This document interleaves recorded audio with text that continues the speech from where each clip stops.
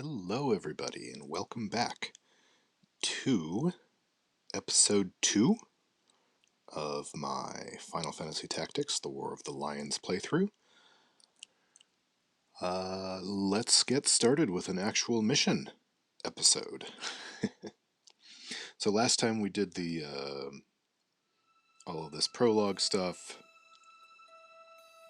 and went through the intro movie and the very first tutorial battle where you only control Ramza and basically you don't do much. I think I hit somebody once. But that's okay because now we are not sure how obvious it is, but it is. We are slightly back in time when Ramza is just a squire and not a mercenary sellsword person. I always appreciated, as an Aries myself, that the game starts you off in Aries.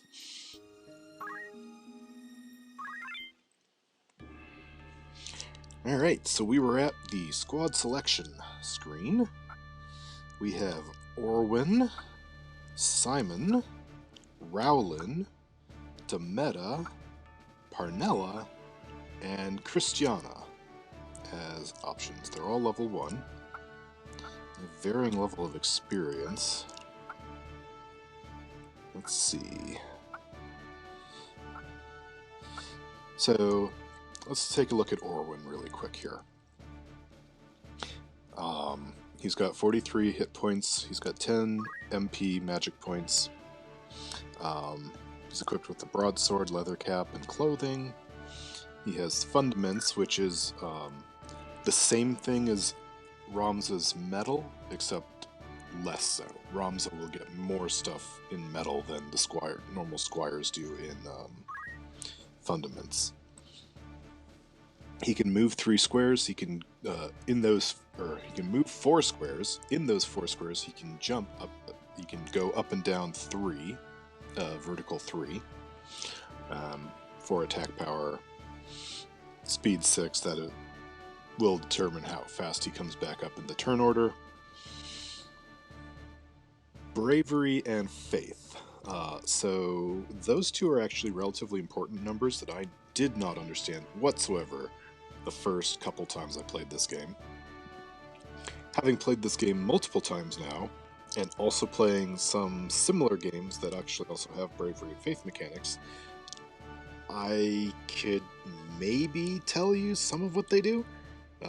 Bravery, basically, the higher your bravery, the more likely you are to get a reaction ability off, which is the little under ability here. We've got lightning bolt. Those are action abilities that give you a set of things you can do. Then there's the little sort of check mark thing, reverse check mark or whatever. That's a reaction ability. So that's, you can equip one thing there. Orwin doesn't have anything, but as you go on, you can learn stuff. And basically, when an enemy attacks you, you have a chance of proccing that. The higher bravery means you have a higher chance of proccing that. Then the little half circle is a support ability. In this case, it's re-equip. Not that we have anything to re-equip Orwin with when we're in battle. There will be much better ones later on. Then there's this foot icon down here, and that is a move ability. So you can learn various move abilities, like move +1, which increases your move to from 4 to 5 in this case, which would be great. One of the most important things in tactical role-playing games is your ability to move around, in my experience. So having higher movement is very powerful. If you can move farther than your enemy, you can get away from them, or you can get behind them. So there's a lot of things that can happen there. So that's bravery. Faith affects how powerful your magic is. So the higher your faith, the more damage your offensive spells will do, the more health your healing spells will restore, but it also affects how much magic affects you. So if you have a lower faith, enemy magic will hurt you for less, and allied magic will heal you for less, even if your allied mage has high faith, than if you also had high faith. So it's kind of an interesting... faith is kind of an interesting one for me. We'll get into more of that later when we start having spellcasters, I suppose. So, let's see. We're probably going to have a couple people... Oh my goodness, Demeta has a 70 brave. She's coming with us. 45, 64, 54, 73. What is our other guy? Rowland, 59, 60. So the chemists aren't too different. Christiana here has slightly lower brave, but quite a bit higher faith. And chemists are your extremely your entry level healers, basically. They use items, but they're really good at it. And the chemists will, from the chemist job, be able to grow into more spellcasting jobs. So I'm going to grab her just to go with more faith on that. And then, let's see. We'll bring Orwin. And we'll bring one more. So it says, first squad. Some missions will have multiple squads. In this case, it's only one. There's 5 positions and 1 remaining, which means I have 4 of my people on the board. I can pick one more person to put out here. 45... 45, let's see, 42. I'm going to bring Simon just because he's got slightly more hit points. Now, the interesting thing about tactics is this is where you can set up your starting positions, this screen. So, like, I could move Simon to be over here. The thing is, you can't see the map ahead of time in this game. So unless you've memorized the map, and this very first one I have not, because it's like an instanced map. You only do it like the one time, I think. Not that I have any of them memorized at this point, because it's been years since I last played this game. But it's a little bit hard. Generally, I try to keep my people together. So we'll just do that, and we'll say commence. Oh, okay. Commence. Garland. Garland? I've always said Garland. The rogue. What have we here? We Moppets, is it? Our luck's went and turned for the better. Alright, lads. Cut through these ones and we're good as fled. We'll make quick work of them. And don't be leaving no squealers behind neither.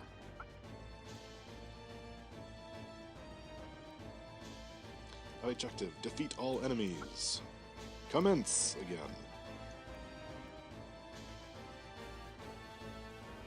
So, Delita here is joining us for the battle, but you'll note it's a little hard to tell because you can't actually see what I'm doing, but I am not controlling. So, Delita's going to do what he wants, which is lovely.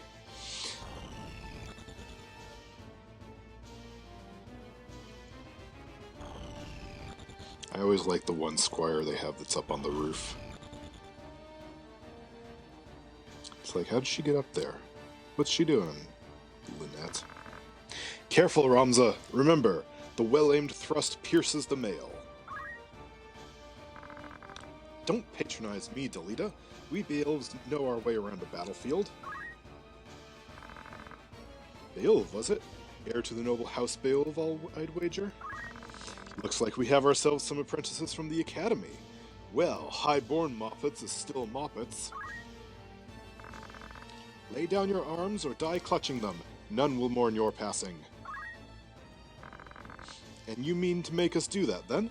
You're in far over your little heads. I mean, to be fair, you guys are all squires and chemists, too. Alright. Let's get...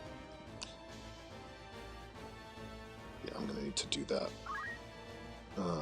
I always like to do this because the angle makes it slightly easier for me to see. I know the corner things, I can just click and drag things around or click and do that.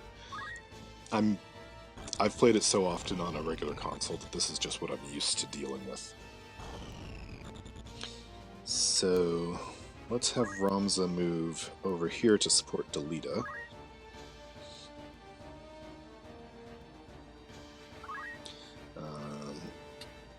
So what do we got? We have Chant. So you'll note he has fewer abilities than we did in the that little intro battle we just did last episode. That is because we've gone back in the past. Ramza doesn't know as much as he does in the future. And in fact, by the time we get to that point again, he will probably, almost certainly, know a lot more than he did in that fight. So we'll just attack. Yes. We're going to attack the talkie guy.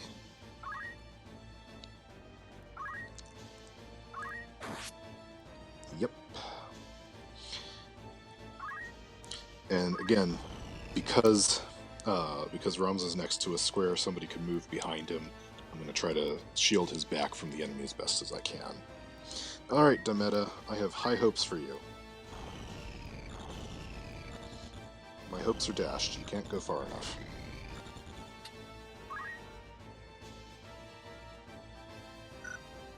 Actually, let's cancel out of that. What can she do?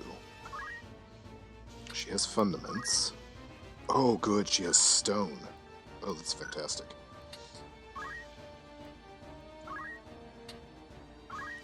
Remind me after this fight, not that you can, to go into the options menu and fix that reminder thing. Fundaments. Stone. Now let's watch as she throws a stone at somebody. Unfortunately, she can't quite reach them, but I want her up high. So, 95% chance she'll only deal 4 damage. But hey, she hit somebody with a stone. I always like that one.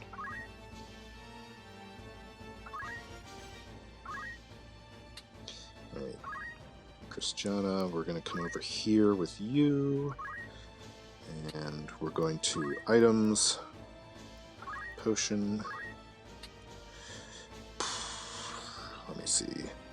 So he took, what, 16 damage? He could take one more of those. But the thing is, the enemy squire can hit him, move out of the way, and then the chemist or the other squire could come up and hit him again. I don't have a lot of potions to start with, but... So the nice thing about... You'll note the red area is her zone of effect with this. Chemists come with a native ability to throw their items, which means she has a ranged item ability, basically. Otherwise, you have to stand right next to the person you're giving the item to. So it's good to let your chemists deal with the healing for now.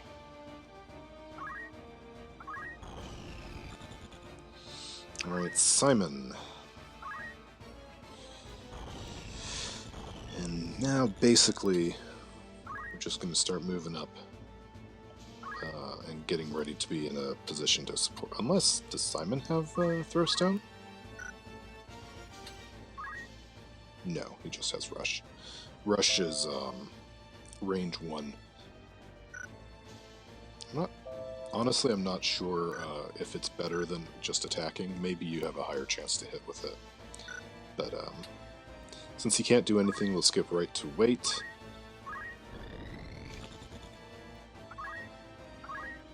And Orwin is going to move up here. And how about Orwin? Nope, also just Rush. That's fair, that's fair. So, now Delita's gonna go. And Delita in this fight is a guest. It says so over his little portrait there. Oh good, he retreated. Oh shoot, that leaves my chemist wide open. Guests will join your party for a battle, but you cannot control what they do. So...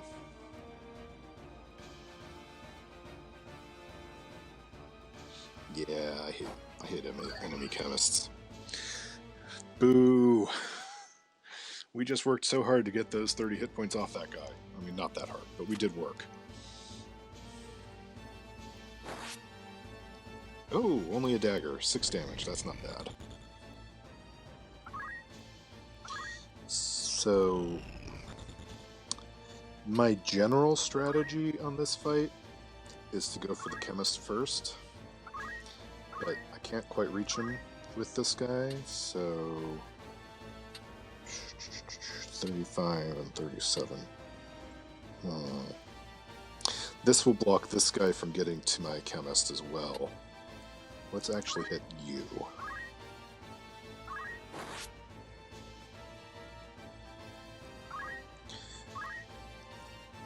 These guys get to go again sooner because last turn they didn't act.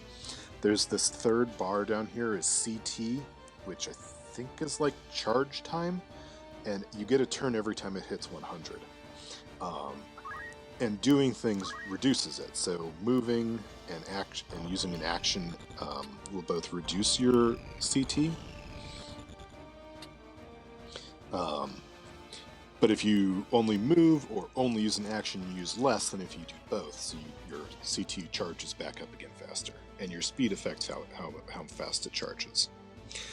Up in the upper right corner, you will see a number and an H. That's telling me how high a square is, so 2 height, 8 height, 7 height. This one has 1 height and also says depth 1.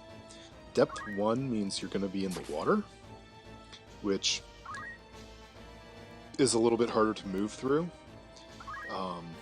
Depth 2, you can still go into depth 2 water. Oh, shoot, too low. But I was hoping I could enter from there, but sometimes I have trouble with the heights. But if you're at depth 2, you can't do anything, and it's very funny. I will definitely be doing it at some point, on purpose or not. And you'll see just your character's little head poking above the surface, so it's kind of fun.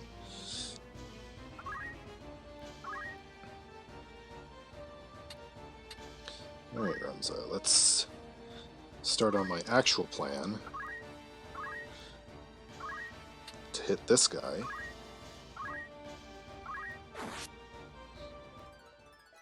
Job level! So you gain job levels, and as you gain job levels,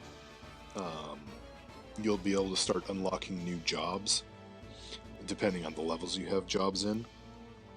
It's not exactly super obvious, and they don't tell you in the game how to unlock all the jobs.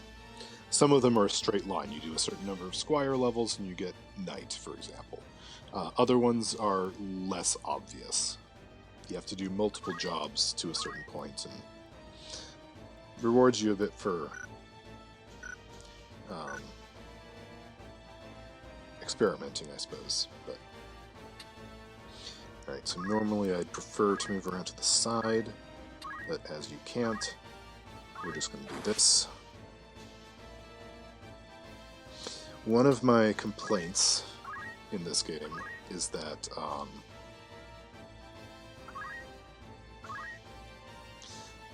they